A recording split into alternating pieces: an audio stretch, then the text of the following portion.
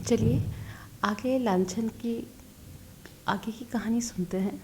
अभी तक हमने लांछन में सुना कि एक कैरेक्टर है इसमें जुगनू, जिसे बात इधर से उधर फैलाने में या यूँ कहें बिचिंग करने में बड़ा मज़ा आता है।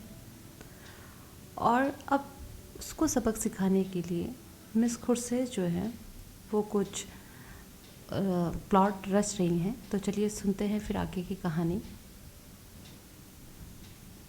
लीला मिशन में डॉक्टर थी। उसका बंगला भी पास में ही था। वह चली गई तो मिस खुर्सेद ने जुगनू को बुलाया। जुगनू ने एक पुर्जा देकर कहा, मिसेस टंडन ने यह किताब मंगाई है। मुझे आने में देर हो गई। मैं इस वक्त आपको कष्ट ना देती, पर सवेरे ही मैं मुझसे मांगेगी। हज़ारों रुपए महीने की आमदनी है मिस साहब, मगर एक एक कौड़ी दांत से पकड़ती है। इनके द्वार पर भिखारी को भीख तक नहीं मिलती। मिस खुर्सेद ने पुर्जा देखकर कहा, इस वक्त तो यह किताब नहीं मिल सकती। सुबह ले जाना, तुमसे कुछ बातें करनी है। बैठो, मैं अभी आती हूँ। वह पर्दा उठाकर पीछे के कमरे में चली गई और वहाँ से कोई 15 मिनट में एक सुंदर रेशमी साड़ी पहने, इत्र में बसी हुई, मुंह पर पाउडर लगाए निकली। जुगनू ने उसे आंखें फाड़ कर देखा। ओहो, यह श्रृंगार! शायद इस समय वह लौंडा आने वाला होगा, तभी ये तैयारियां हैं।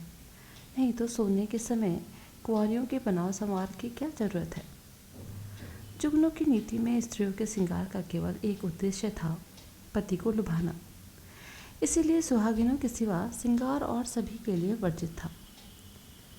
अभी खुर्शीद कुर्सी पर बैठने भी न पाई थी कि जूतों का चरमर सुनाई दिया और एक क्षण में विलियम किंग ने कमरे में कदम रखा। उसकी आंखें चढ़ी हुई मालूम होती थी और कपड़ों से शराब की गंध आ रही थी। उसने बेधड़क मिस खुर्शीद को छाती से लगा लिया और बार बार उसको चुंबन देने लगा।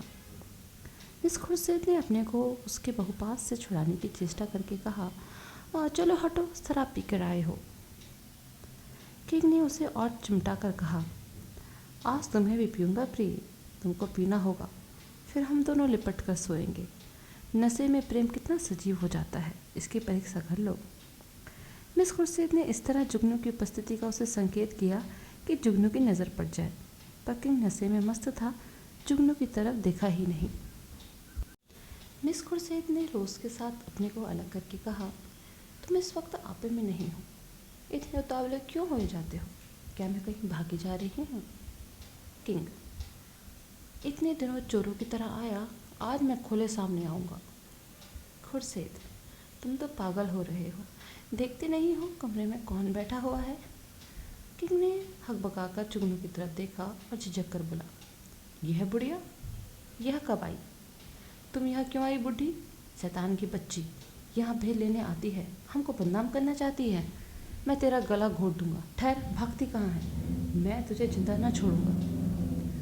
जुगनू बिल्ली की तरह कमरे से निकली और सिर पर पाँव रखकर भागी। उधर कमरे से कहे कहे उठ उठकर छत को हिलाने लगा। जुगनू उसी वक्त मिसेस टंडन के घर पहुंची। उसके पेट में बुलबुले उठ रहे थे, पर मिसेस टंडन सो गई थी। वहाँ से निराश होकर उसने कई बार दूसरे घरों की कुंडी खटखटाई, पर कोई द्वार न खुला और दुखिया को सारी रात इसी तरह काटनी पड़ी, मानो कोई रोता हुआ बच्चा गोद में हो। प्रातःकाल वह आश्रम में जा कूदी।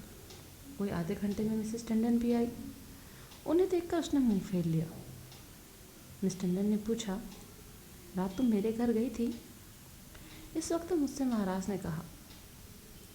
जुगनू ने विरक्त भाव से कहा, प्यासा ही तो कुएं के पास जाता है, कुआं थोड़े ही प्यासे के पास आता है। मुझे आग में झोंक कर आप तो दूर हट गई। भगवान ने मेरी रक्षा की, नहीं कल जान से ही चली जाती। मिस टंडन ने उत्सुकता से कहा, हुआ क्या? कुछ कहो। मुझे तुमने जागाया क्यों नहीं? तुम तो जानती हो मेरी आदत सवेरे सो जाने की है। महाराज ने घर में घुसने ही ना दिया, जगह कैसे लेती? आपको इतना तो सोचना चाहिए था ना कि वहाँ मैं गई हूँ तो आती ही होंगी। घड़ी भर बाद सोती तो क्या बिगड़ जाता, पर आपको किसी की परवाह ही कहाँ। तो क्या हुआ? मिस खुर्शीद मानने दौड़ी। वह नहीं मानने दौड़ी, उनका कसम, वह मानने दौड़ा। लाल आंखें निकाला आया और मुझसे कहा, निकल जा। जब तक मैं निकलूँ तब तक हंटर खींच कर दौड़ ही पड़ा मेरे पीछे। मैं सिर पर पाँव रखकर न भागती तो चमड़ी उधर डालता, और वह हैरान बैठी तमाशा देखती रही। दोनों में पहले से ही सदी बदी थी। ऐसे उल्टाओं का मुंह देखना पाप है। वैश्वा भी कितनी निर्लज्जा ना होगी। जरा देर में और भी देवियाँ आ पहुंची। यह सुनने के लिए सभी उत्सुक हो रही थी। जुगनू की कैची अविश्रांत रूप से चलती रही। महिलाओं को इस वृत्तांत में इतना आनंद आ रहा था कि कुछ न पूछो। एक एक बात को खोद खोद कर पूछती थी। घर के काम के धंधे भूल गई, खाने पीने की सुधि भी ना रही, और एक बार सुनकर उनकी तृप्ति ना होती थी। बार बार वही कथा सुनने में आनंद के साथ और सुनती जा रही थी। मिसेस टंडन ने अंत में कहा, हमें आश्रम में ऐसी महिलाओं को लाना अनुचित है। आप लोग इस प्रश्न पर विचार करें। मिसेस पांड्या ने समर्थन किया, हम आश्रम को आदर्श से गिराना नहीं चाहते।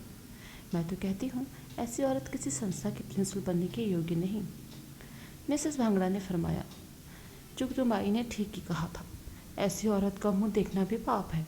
उससे साफ कह देना चाहिए, आप यह तशरीफ ना लाए।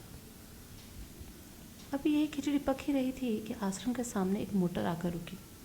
महिलाओं ने सिर उठा उठा कर देखा। गाड़ी में मिस खुर्शेद और विलियम किंग है। जुगनू ने मुंह फैलाकर हाथ से इशारा किया, वही लौंडा है। महिलाओं को संपूर्ण समूह के सामने लाने के लिए विकल हो गया। मिस खुर्शेद ने मोटर से उतरकर हुन बंद कर दिया और आश्रम के द्वार की ओर चली। महिलाएं भाग भाग कर अपनी अपनी जगह पर आ बैठी।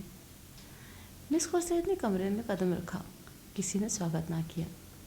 मिस खुर्शेद ने जुगनू की ओर निसंकोच आंखों से देखकर मुस्कुराए हुए कहा, कहिए बाई जी, रात आपको चोट तो नहीं आई?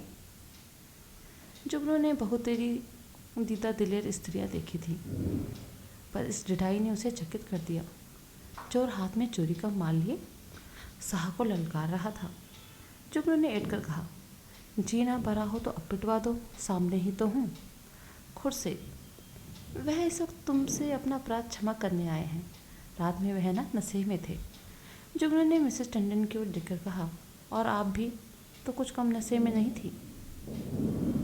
खुर्शेद ने व्यंग समझ कर कहा, मैंने आज तक कभी नहीं पी। मुझ पर झूठा इल्ज़ाम मत लगाओ। जुगनू ने लाठी मारी। शराब से भी बड़े नशे की चीज़ है कोई, वह उसी का नशा होगा। उन महाशय को पर्दे में क्यों ढक दिया? देवियाँ भी तो उनकी सूरत देखती।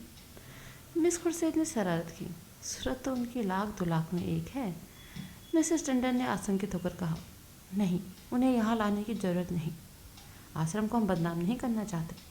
मिस खुर्शेद ने आग्रह किया, मामले को साफ करने के लिए उनका आप लोगों के सामने आना जरूरी है। एक तरफा फैसला आप क्यों करती हैं? मिसेस टंडन ने टालने के लिए कहा, यह कोई मुकदमा थोड़े ही पेश है। मिस खुर्शेद बोली, वह मेरी इज्जत में बट्टा लगा जा रहा है और आप कहती हैं कोई मुकदमा नहीं। मिस्टर किंग आएंगे और आपको उनका बयान सुनना होगा। मिसेस टंडन को छोड़कर और सभी महिलाएं किंग को देखने के लिए उत्सुक थीं।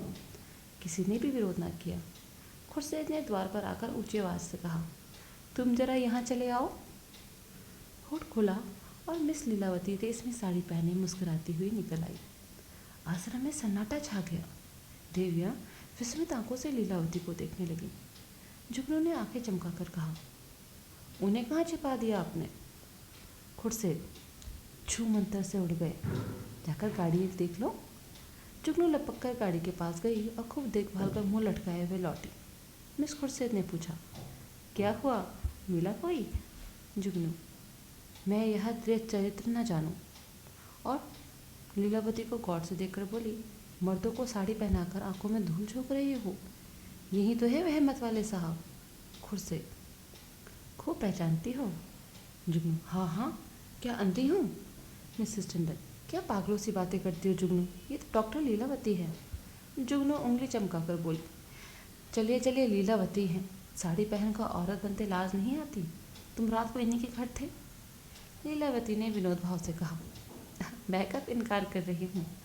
इस वक्त लीलावती हूँ, रात को विलियम किंग बन जाती हूँ, इसमें बात ही क्या है? देवियों को यथार्थ की लालिमा दिखाई दी। चारों तरफ कह कह पड़ने लगे। कोई तालियां बजाती थी, कोई डॉक्टर लीलावती की गर्दन से लिपटी जाती थी, कोई मिस खुर्शेद की पीठ पर थपकियाँ देती थी। कई मिनट तक हो हक मचता रहा।